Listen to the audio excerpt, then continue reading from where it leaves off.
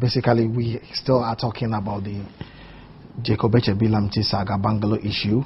We all know what happened with regard to the Supreme Court's decision on it, and all the brouhaha that it has led to. Sometime last week, we discussed the press release issued by the government, the Republic of Ghana, that is, by the Minister for Information or Minister of Information, Fritz Bafo, where it says that the property in question was to continue to belong to the government because the government was refusing to sell it. We also know that a new twist has come into the matter because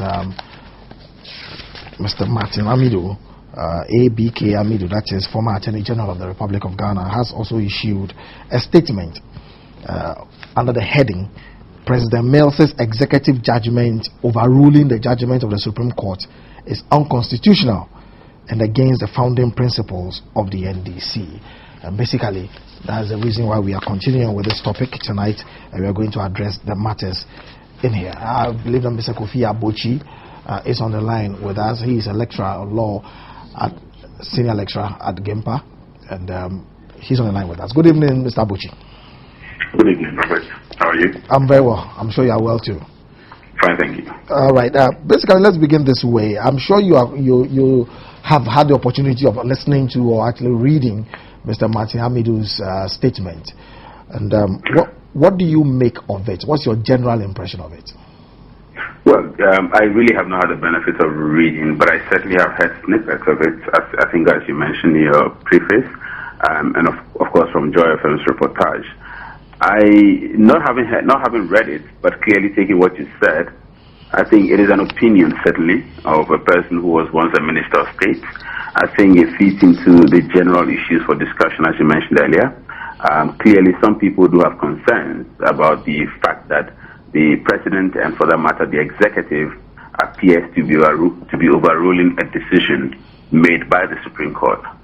I do have a slightly different opinion or perspective on the matter, and the point I have to make in this regard is this.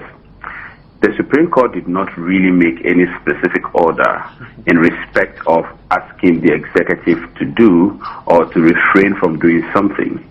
What the Supreme Court did, it seems to me, is to make is to give a declaratory judgment, basically, make it, basically saying that the transaction is flawless, the transaction has nothing legally tainting it, and therefore the former minister was in his lawful right to have entered the transaction the way it was entered into.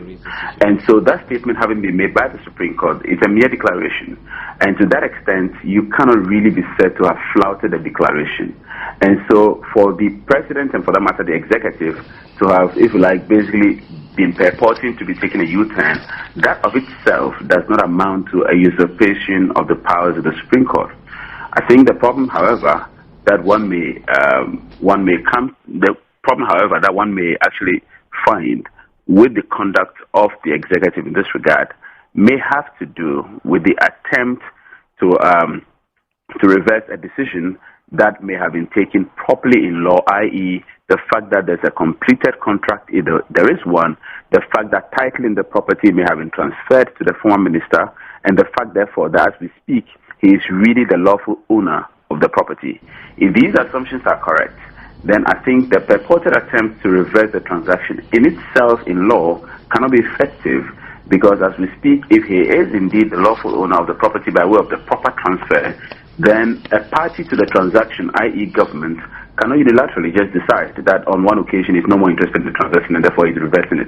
At this point in time, the property has already left government, and therefore it may not be in the power of government as a party to the transaction to unilaterally reverse the process. So I think these are my perspectives as far as the issue is concerned. Alrighty, just hold on for me. I have to introduce my other guest who, don't get confused, he's a guest tonight, Samson Ladi Ayenini. Is a legal practitioner as well, and he's joining us on the show as well tonight. And we have Mr. Kofi Abochi, as we have introduced, on the line, and we are basically talking about the Jake Bungalow controversy and the issues surrounding it. Mr. Abochi, let me get this clear. Do you mean then that for you, the thrust of Martin Amidu's statement is not quite right, because for him, it amounts to, the way you put it, a usurpation of the powers of the judiciary? He actually quotes some sections, some articles in our constitution. It actually says that This is basically against Article 33, 12, 58, 1 and 2 of the Constitution. And these are his words. I have no doubt whatsoever that the President's executive judgment over the decision of the Supreme Court, declaratory or whatever, has a tendency to affect the credibility and the fortunes of the NDC as a democratic and constitutional party for electoral purposes now and in the future. But let me take you back a bit. He says, coming from a president vested with executive power to be exercised in accordance with the provisions of the Constitution, the statement further violated Articles 33, 12, 58, 1 and 2 of the Constitution. I'm hoping to lay hands on a copy of the Constitution soon so we can get into it. But you seem to disagree with this point.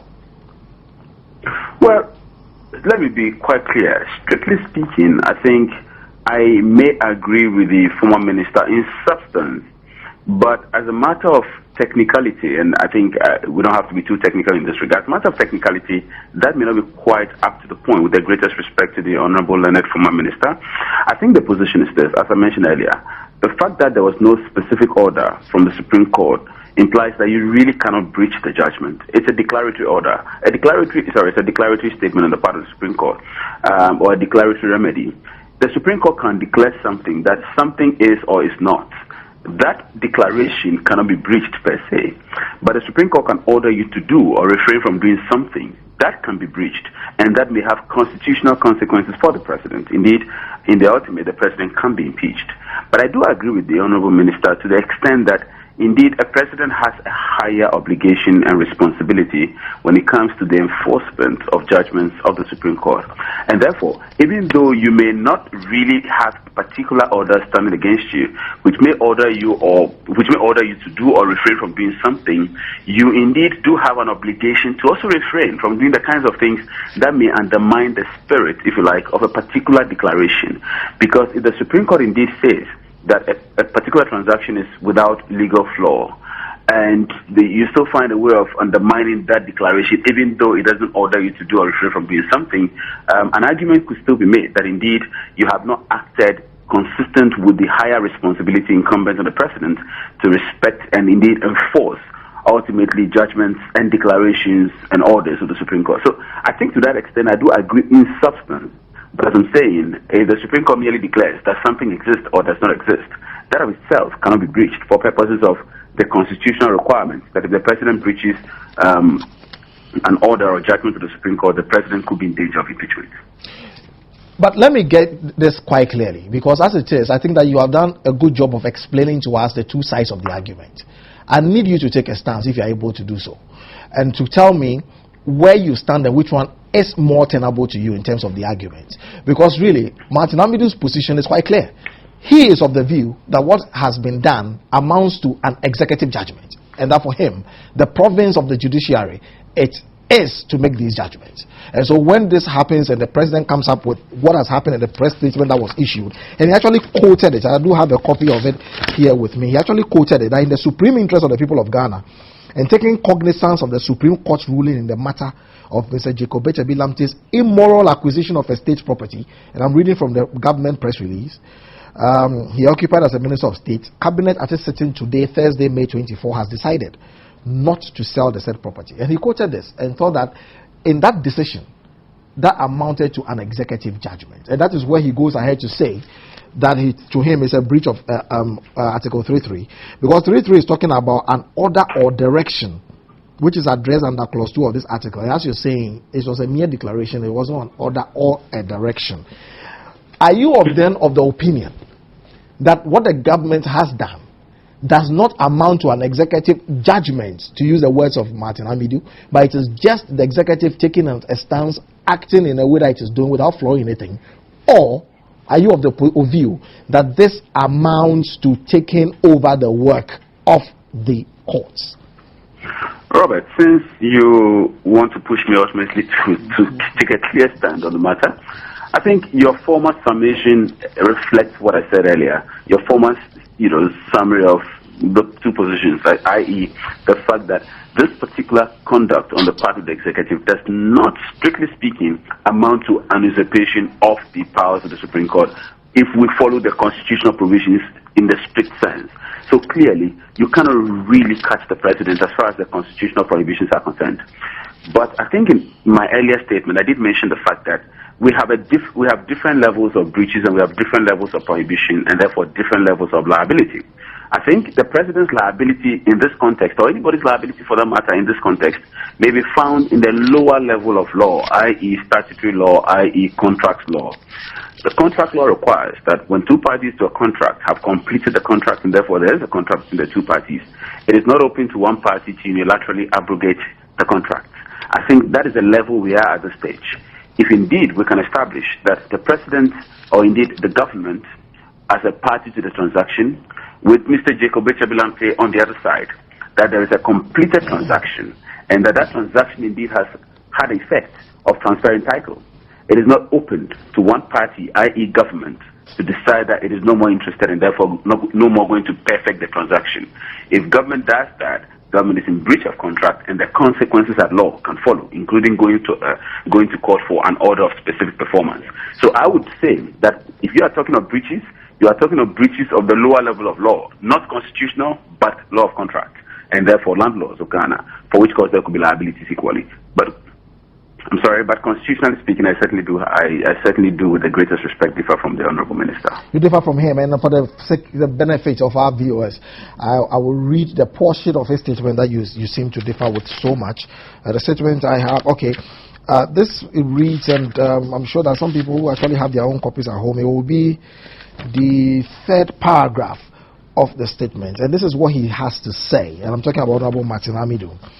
He says that morally, the government may be right to oppose ministers or former ministers buying the bungalows in which they live as such ministers, but legally and constitutionally, the government directive overruling the Supreme Court's 6-3 majority ruling constitutes executive judgment over judicial judgment. And now he goes on to say, my professional view is that the government decision is unconstitutional, as the Constitution even forbids legislative judgment over decisions of the Supreme Court. But I dare not speak openly, otherwise I will be accused of just opposing everything the government does. Here, he's quoting an email that he actually sent to a friend, a South African, who was in the United States of America. But of course, having quoted it in his public statement, is intended for public use. Hold on just a bit for me. Something, what is your own position on this matter? Do you think that Honorable Machamido is right when he says that there has been a constitutional breach, which Kofi Abuchi says is not the case? We may be talking about lower levels of liability, some form of contractual arrangement, not constitutional. What's your own view? I'll start me by first referring you to a certain position I took, I think last week on this show, which another former Attorney General, yes, Aikwe Otu, sought to disagree with me, and I'm extremely excited that Mr. Abuchi, whom I have great respect for, has endorsed that position. I have also heard other senior lawyers endorse that position. Now, in the evening that the news broke, just shortly after the news broke, in few minutes after the news broke, Aikwe Otu sought to give the position that this amounts to contempt of the Supreme Court and contempt in Article 2(4) of the Constitution represents the offense of high crime. It's elevated to the offense of high crime if the contempt is the contempt committed by the Vice President or the President, and that high crime is grounds for removal from office. And I sought to suggest to him that as far as the ruling went, and by the time I had read the entire ruling opinion of the court, I read the majority and the minority opinion, and I had come to the conclusion that there was no declaration, there was no orders made. So to the extent that no declarations were made, no orders were made by the Supreme Court directed at the Vice President or the President, which they appear to have failed to obey, then the question of the contemptuous acts leading to the offense of a high crime which provides grounds for removal from office does not arise. And I suggested humbly to him, because the two gentlemen, the two deputy ministers, had gone to court claiming those reliefs, and the court, in its opinion, said that they had not provided a shred of evidence to prove their claims. Now, their inability to provide evidence to prove their claims did not amount, as far as I am concerned, did not amount to a declaration suggesting that they had been vanquished because their positions that they sought to canvass were wrong. Now, I try to do a certain checklist, and this is the way I try to put it. I put it here, wrote it down myself, and I'm checking a few things. Number one, check. The Attorney General is first defendant in the case. We ought to be mindful of that. Is the first defendant in the case. Check. Number two, Jacob Echebi-Lamte was not sued. He only applied to join as allowed by law or by the rules. Check again. The plaintiffs, Omane Boama and Samuel Okujeto Ablakwa, failed to prove their case in court by the non-supply of evidence. And that's what the judges said. At least the majority. Now, check again. The first defendant, that's the Attorney General, got sweet judgment. Didn't he get it? He got it. Now, check again. The victor, who should be the Attorney General in this matter? The Attorney General by Article 88, being the principal legal advisor to the state, to the government, and also who by Article 88 is vested with power solely, a certain sweet power, to be the only authority that is able to initiate both criminal and civil prosecutions on behalf of the state, or to defend same. Now, he, the Attorney General, or that outfit, cannot claim to be aggrieved by the decision of the Supreme Court, which says that all officials concerned did not act improperly by giving the lease to Jake. I'll round up my checklist very soon. Okay. Now, this one also goes on. Check again.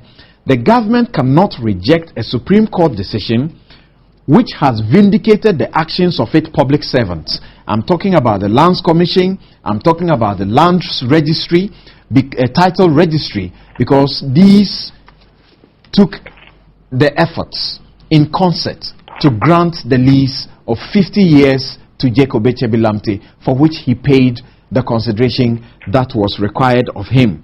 Again, if you check the article that is being referred to, and I think I have addressed that one, Article 2.4, it is my humble opinion that, yes, failure to obey a Supreme Court decision when it is directed at a Supreme Court direction or order, when it is directed at the Vice President or the President, failure to obey same amounts to a high crime, and that high crime is grounds for removal. I differ in that respect, because in this instance we have no orders, we have no declarations that are directed at the President or the Vice President. Yet I submit that Cabinet, the high crime bit is a high crime for everybody, but in respect of the President and Vice President, it is grounds for removal from office. Thank you very much. And at the same time, I submit that the Cabinet decision, what I have called the Cabinet fiat, was too late. It had been overtaken by events, i.e., title had already passed to Jake. Title had been transferred to him. So you could not be heard to come back to say that you do not intend to sell. And the title of that fiat said that government not to sell, will not sell property. Yes, to sell the property. Meanwhile, we are not even talking about a sale. We are talking about a lease which was granted to Jake. And today also the Lands Commission boss confirmed this and says that the lease had been granted to Jake for 50 years. My suggestion to the government in this instance is that this is a policy. It is a policy that government has all the right to revoke, to review, to decide, and to say that we do not want to follow this policy anymore. That is where this matter can effectively be dealt the most hefty blow that will end the matter forever. Martin Amidu. Let me get a clarification on that. When you say an effective blow forever, what are you suggesting? That the government, what can the government do about the policy and the lease that you've just referred to? The contents of the government's statement, the meeting of cabinet on Thursday, is that we are not selling, and hence no government public land or property will be sold to any government official. Okay, reduce that into a policy, to reject that policy that was put in place, the 1992 Accra Redevelopment Policy, which Jacob Echebilamte in this instance appears to have taken advantage of. Are you suggesting that that is a way by which they can be taken away from Jake? No, I am talking about the prospective, measures, not retrospective the action is measures. on Jake. Yes, the action is on Jake. So what can be done about Jake? For now, it's a done deal. No, it's a done deal to a large extent. But I also know that the Constitution empowers the state to be able to acquire lands compulsorily. So the government can use that door also to seek to acquire this property compulsorily. But I argue that would be a far-fetched approach. A far-fetched approach. Right. I would like to hear what my lecturer, Ernest Kofi Abochi, will have to say about it. But I think that for as far as the contract has been perfected in this matter, Jacob Obechebilamte has fulfilled all the conditions that he was, his obligations under the contract by what we know so far. So he has title to this particular piece of property. Okay, if anybody has anything to do about it, I'll take your last sentence. Let's bring Kofi Abochi back. If anybody, including the government, has any qualms with it, there is a process that can be activated. Okay, Kofi, if you can hear me. Yes, I can. Great. Let me ask you, as we move to the contractual area of things, because basically your position is quite clear that you don't think that there's been any constitutional breach. With regard to the whole issue about the contract involved and all, I don't know how much of the facts surrounding the circumstances that you have or are seized with, but really, at this stage, we've had all manner of analysis. Some have claimed that the doctrine of eminent domain, which gives the state the right to compulsorily acquire properties, etc., can be invoked somewhat. I've also heard the argument that, well, the accrual of rights is a very strong principle in our law. That's so. And that Jake and himself may also be able to rely on it in so many ways, not particularly against the state acquisition or anything, but indeed that it raises all manner of questions. How much of a perfect title to your mind does Jake have at this stage, and how secure or protected is it? Once it has been confirmed that the lease has been perfected, and i.e. that he has actually complied with all transactional requirements, including the various statutory requirements concerning transfer of government property, he actually has the land, and therefore he is the bona fide owner of the land. Once all these have been complied with, what that means is that at that point in time, you cannot take his land from him without going through the processes of compulsory acquisition. The principle of eminent domain, as you alluded to, is the only means by which government can take land from a private citizen with or without his consent, and indeed pay some compensation as is permitted under the Constitution. If indeed we have come to the conclusion that the land has been transferred to him and therefore he's a bona fide owner, I think at this stage that probably appears to be the only window of opportunity that can be exploited by government to still get this land back, i.e. if Mr. Jacob Echebilamte doesn't want to sell the land to government of his own volition. So that is an option that is open to government. But again, people have questioned whether this could be something whether this could be something that can be done morally. I think it's possible, and indeed it can be done probably morally within some context if one considers the fact that there has been allegations of this still being of use to government. And indeed, I have, my own personal impression about just the sale of government properties to private citizens, not only of land, but indeed it appears to be a practice in the civil service or the public services where you have people, using government cars, going on retirement and basically buying those cars, and then you have all kinds of government properties that are essentially being valued and sold to private citizens. I think apart from the various allegations and the various suspicions that surround these transactions, I think they basically defeat the essence of government owning property and the fact that these properties may be of use now and then over the period. So if one considers that within that context, then I think a case could be made, as has been said earlier, that indeed the policy could be reviewed altogether. And not only that, if government wants to actually reacquire this land, that could be the only window of opportunity. But otherwise, as we speak, he is the bona fide owner of the land, and any attempt to forcibly take it away from him without going through the processes of compulsory acquisition, including actually having an instrument of acquisition, etc., etc., etc., I think any attempt to take it from him without those processes would amount to an usurpation of his rights, and obviously he can properly contest this in court, and a court of law can intervene on his behalf as a private citizen. But even as we speak about that, and as you take me to Article 20 of the Constitution without mentioning it, we've also had so much emphasis on the fact that we are not talking law, not morality.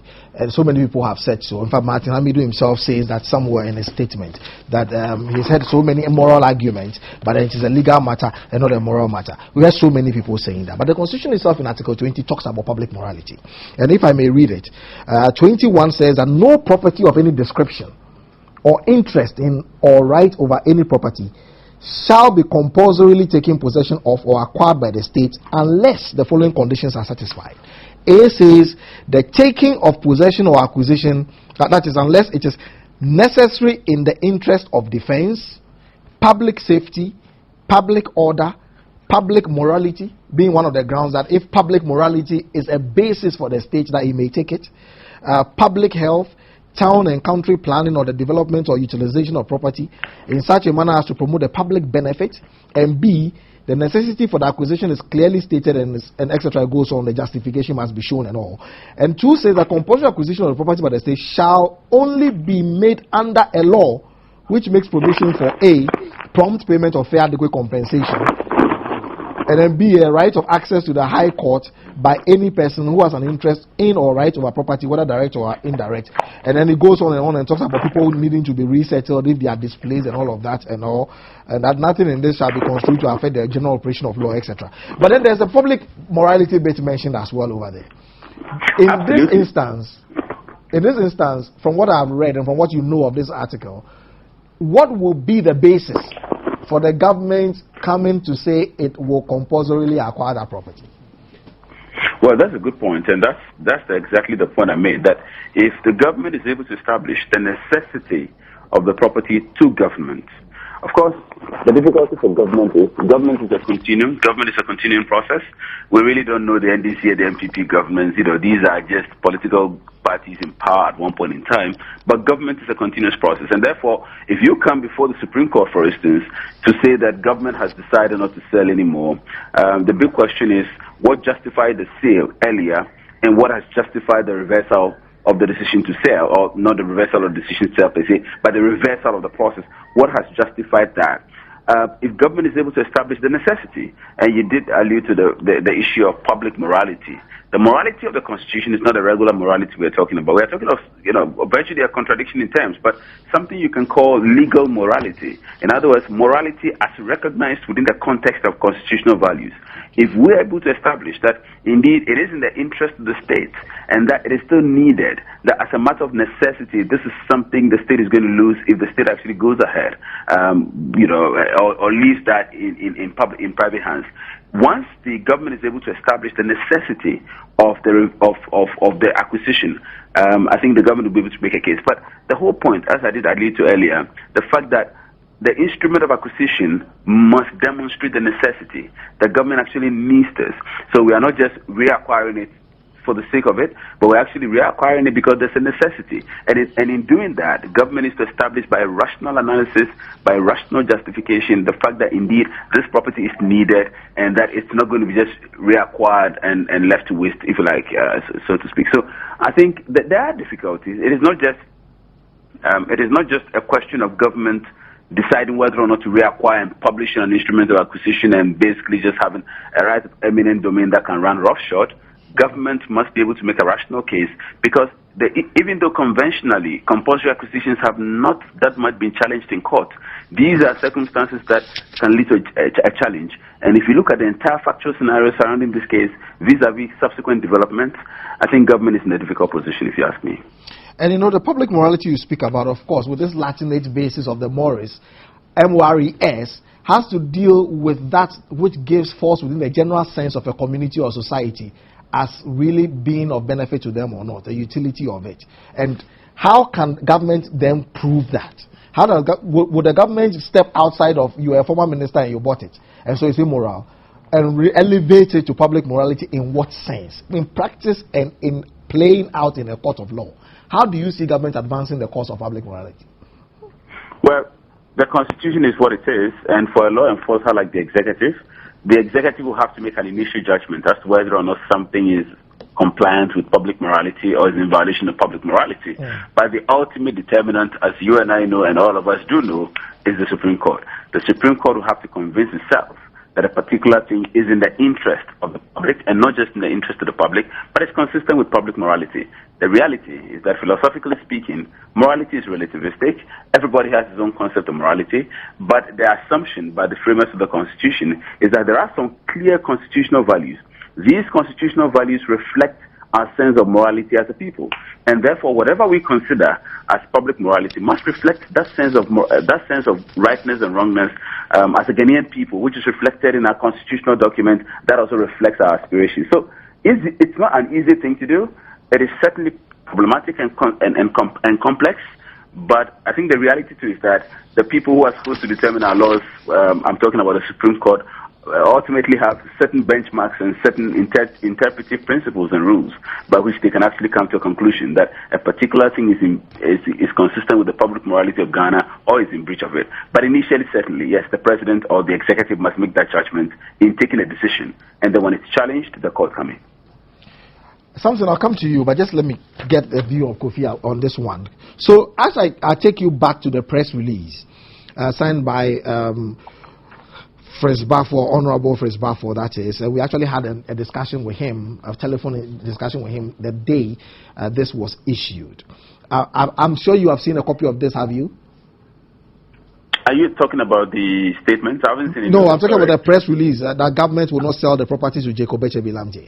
Well, I've just been following these snippets of these in the media, but I haven't read it myself. I'll read it to you because it's very short. Okay, very well. It is very short. The first paragraph says, in the supreme interest of the people of Ghana, and taking cognizance of the Supreme Court ruling in the matter of Mr. Jacob Echebilamje's immoral acquisition of a state property he occupied as Minister of State, Cabinet at its sitting today, Thursday, May 24, 2012, has decided not to sell the said property.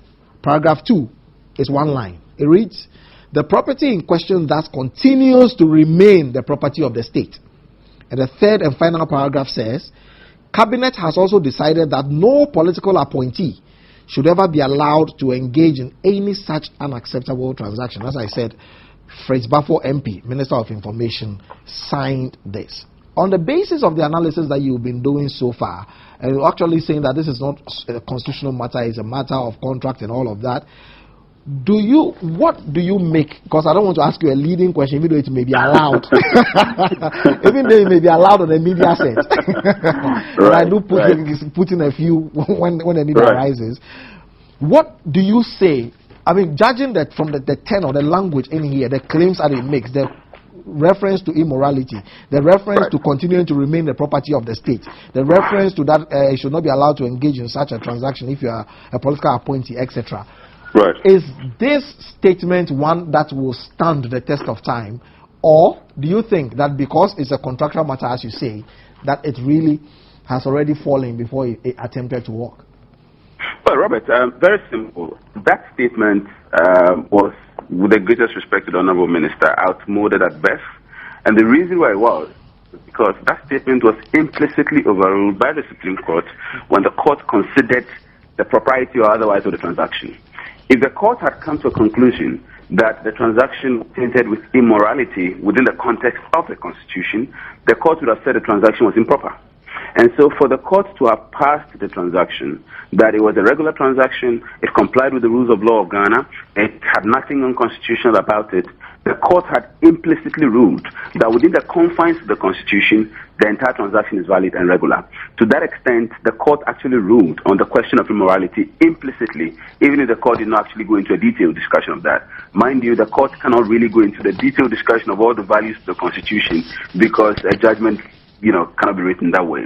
The court has actually pronounced on the values of the Constitution by actually pronouncing that the entire transaction was regular and that within the context of the Constitution, the transaction was okay. So I think the statement of the Honorable Minister, with the greatest respect, had actually been pronounced upon by the court, by its decision in coming to a conclusion that the transaction had nothing illegal about it and that it's okay. And so to that extent, I think the statement cannot of its own be said to pose the challenge of morality as far as the transaction is concerned. The court has actually ruled on that. Interesting. Samson, let me come to you, and I'm sure we have to be taking some a commercial break or something at this stage. I'm not too sure.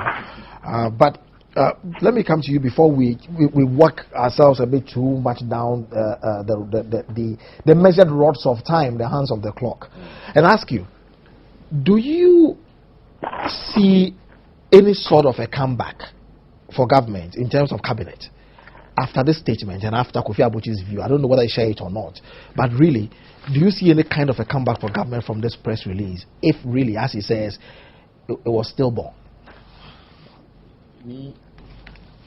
I also saw that this statement was dead on arrival. I'll be most sincere with you that I saw that the statement was dead on arrival. First of all, because the facts as I knew them at the time this statement was released were that title had passed. Okay. So to suggest that you will not sell meant that you were even coming from the wrong premise in the first place. Now, on the question, it's not even a sale but a lease. Exactly. On the question of whether or not government can use the opportunity given it under the Constitution to compulsorily acquire and what reasons it will be advancing, I would suggest to the authority that they should read Justice Atuguba's ruling. He gave the lead opinion that constituted the minority ruling on the matter. And among other things, he said that, and let me attempt to summarize it, he says that the 1992 Accra Redevelopment Scheme, which allowed public officials to be given the opportunity to buy public lands and property, it was designed so that colonial buildings or whatever buildings that you found that were sitting on vast lands and the lands did not appear to be put in good use for the benefit of the larger community, those properties should be sold off, and then people who are taking them up should take them up and build story buildings, put up story buildings or put up flats that will accommodate a greater number of people so that it will serve the larger community interest. Right. He said that in his respectful opinion, that should be an enterprise that should be embarked upon by the state, because he does not see the public interest, larger community interest being advanced where you leave it in private hands. So if government feels that number 2 Mongo Street, the rich residence where Jacob Belamte lived, is a small building sitting on a big land, and there was a need to develop the land, in a more useful way, government should rather take up that responsibility. At a time where we vote for members of parliament, they move from their constituencies to Accra, and we have to put them up in hotels and pay hotel bills. The best way to serve the national public interest is to ensure that government takes over these properties and develop them. Now, to that extent, I think that can be some justification that will guarantee the acquisition by the state compulsorily of that parcel of land. But the difficulty will be that if there are similar of such properties around that have already been acquired, the arguments of the place being, proximate to government offices, and so government officials will not have to go through the hustle and bustle of going through traffic, and the question of rental accommodation being high in Accra, and so if you do so, you will serve your own people and reduce all of these, financial burdens. If people have already acquired some within these same areas, yes, they have accrued rights. To do it retrospectively is going to be a very difficult situation. Okay. But to do it prospectively will be the way that will be easy to go. So I find that there may not be as much difficulty in seeking to compulsorily acquire the land or the property if government so wanted to do. And I suspect that Jake will not be interested in, going to court over this matter again because he feels that his rights are being trampled upon because he already has title to that particular piece of property. We're talking about the Jake Bungalow controversy as it rages on. Baba Muhammad says, Martin can't run President Mills' government down because he's already ordained. He says, shame awaits Martin and his likes. Frederick Buamwa Hinkra, the Lands Commission says it's a lease for 50 years. Cabinet says they are not interested in selling. Doesn't mean the facts were not laid down. Please make us understand it better. Alasan Sule, the law establishing the sale is not good for a developing country like Ghana. His money should be refunded to him. Or Mills should buy the Castle Flagstaff house too. Absolutely, it's not law. Angelo Aguelo, yes, we should not be confusing law with policy. I'm expecting the president to use the same cabinet procedure to collect our money from Woyome. After all, this property, I'm told, is worth $1.5 million to $2 million, which is far less than the free money given to Woyome and CP Construction. What hypocrisy. If he's able to do this, then I will know he cares for Ghana. Frank Isa says there's no need to sell the state property to an individual, so the tenant and the landlord should vacate the place. Monkey the work, baboon the chop. It's not fair. Hey, God help Ghanaians because our leaders are killing us. Today Woyome, tomorrow Jake. God, we truly need your aid. Levite Eddie Adolfo Jim, we need that Woyome and CP money back. Stop this propaganda and help us collect those huge amounts. This Bungalow case is useless. This policy has been there for so long. This government should come out and tell Ghanaians no NDC man has ever acquired these properties since PNDC. If you think it's bad, just change it and stop playing Ghanaians with it. Government should focus on more serious issues like Woyome and CP. Apia Stephen, they are using this landlord and tenant case to cover Woyome's case. Ghanaians, be wise. God save us from individual interest. Abeku Bentel, these politicians, why sell state properties to yourselves? Shame on them. They see us. All right, your words are harsh. I'll not read them.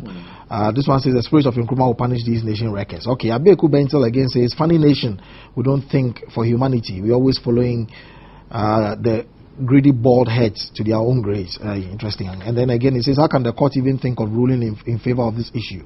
Stealing state property is legal. You quote. Then they all go and buy some of our state properties. Okay, and then you have some very unkind words for the judges, which I'm not reading. Atabata says it's good news that cabinet is not selling the state properties to Jake, because selling of state property to individuals after leaving public office is, in inverted commas, you say, a cancer, which is going to spread like wildfire. Measures are not taken to curb it. And then Desmond Boafokojo Billy, you send us such a long message. I can't read all of it. It starts on page 1, ends on page 3. You basically disagree with Martin Hamidou. You say that government's decision not to sell the property to Jake contravenes the constitution, since it amounts to subverting the Supreme Court's ruling on the matter. Okay, you're saying that Amidou's position, that Amidou postulates that the government decision contravenes it, but you are saying that it's only said that Jake, even though a government official may purchase a government property without infringing upon conflict of laws, and that in other words, Jake can buy the government property. You say that now, so what is Amidou going to do about his high decibel disagreement with government's action? you call it rogue zealotry, and you attack him professionally, which I will not read because I don't think that's the point here. You basically disagree with him. You're saying a good name is better than gold and silver. Good name money cannot buy. And then you say long live President Mills, long live the great NDC. But seriously, the message you sent, if I'm to read all of it, will amount to 30 messages from one person. I don't think that would be fair to other people. I'm sure Kofi Abuchi is still on the line, but you wanted to make a point about Martin Amidu's press statement. Yes, I want to make a comment about Martin Amidu's statement, and I am taking my advice from Article 125 of the Constitution. Article 125 of the Constitution is the provision that provides for the judiciary of this country. And it says, and I'm paraphrasing, that justice emanates from the people and shall be administered on behalf of the people by the judiciary. And independent. And the judiciary, subject which is independent and subject only to the Constitution. Absolutely. Subject only to the Constitution. When you go to clause 3 of that particular provision, it goes further to say that the president, not the president nor parliament, the final judicial authority does not vest in any of these entities. Absolutely. So to the extent that this is the position of our Constitution, and the Supreme Court makes a decision, and you issue a cabinet fiat, and your first line, you say that you have taken cognizance of the Supreme Court ruling. However, you are making a decision which you think is in the supreme interest of the people of this country. Meanwhile, the Supreme Court or the courts of this land are doing that job which is supposed to be in the supreme interest of the people. So Martin Amidu suggests that what was done by the cabinet fiat is seeking also, maybe indirectly, to whip up public sentiment against the judiciary. And I think that this is something that we ought to guard against. We seriously need to watch it and guard against it. It should not happen that the Supreme Court takes a decision. It doesn't matter even if the decision were to be the majority was simply because of one person adding up to make up the majority. It is still the decision of the Supreme Court, and they are deciding, they are exercising the judicial authority on behalf of the people of Ghana. The democracy we practice, it is such that you have the legislature, you have the executive, and all of them have the roles that they have to play. I do not think that it is the best,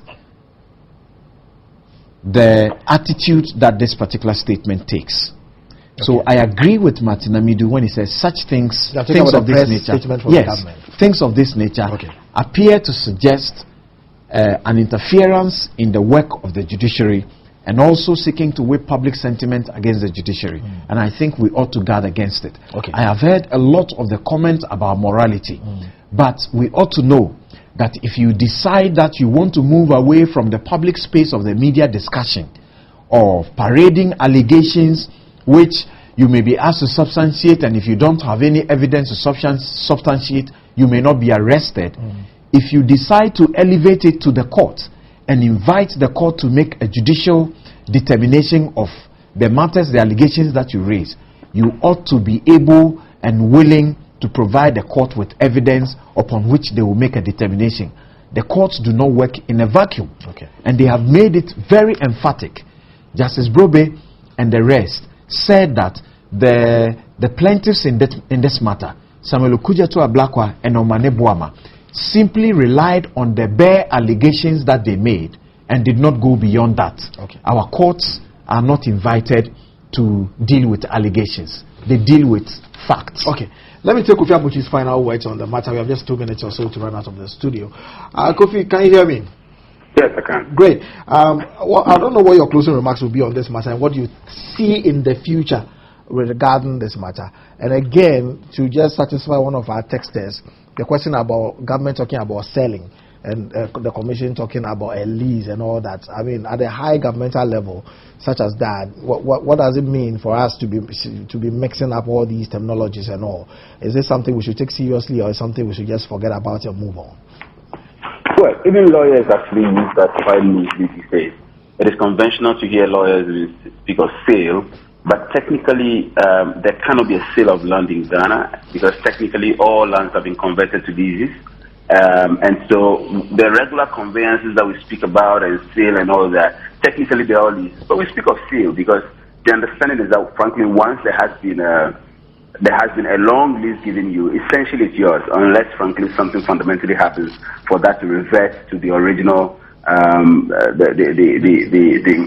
those with the reversionary title, so to speak. So I think we can easily forgive that. It's a loose term. The word sale has been a loose term that is used to actually refer to leases, and I think, as I said, it's something we can forgive. But certainly, yes, technically they're not the same things.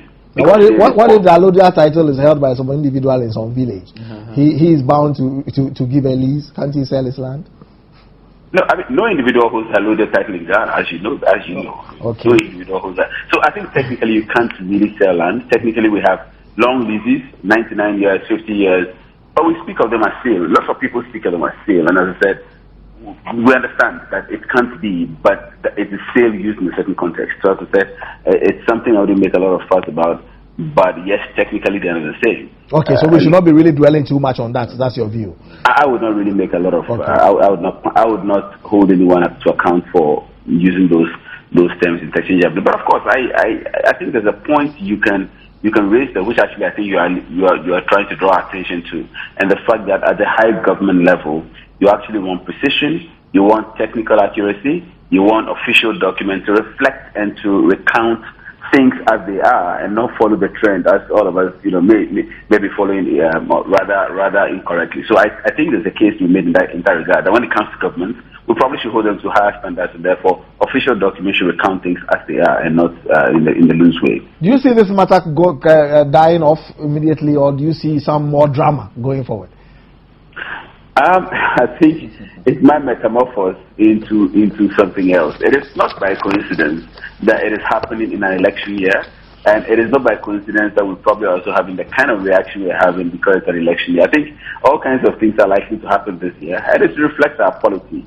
We're in a certain era, and I think it's a sign of the times. It's a sign of the times. You're in a certain era. We have to say a big thank you to you, Kofi Abochi, Senior Lecturer at Gimpa Law School. Thank you for your time with us. Something will take a minute of your closing remarks, and then we're out of here. And in brief, I'll just end by saying that the cabinet fiat was too late. It was most unfortunate, and it was contemptuous of the Supreme Court ruling, and was most unfortunate. However, I believe that this is simply a policy, and government has every right within its power to reverse the policy. Government can do so now, prospectively, not retrospectively. Interesting. Evans Prempe says, I would like to buy a state property. Okay, all right. That's not something you should be telling me. I can't do anything. Okay, you should find out if that property falls within the Accra redevelopment policy. But we have to bring the show to a close. Thank you very much for watching and sending your messages.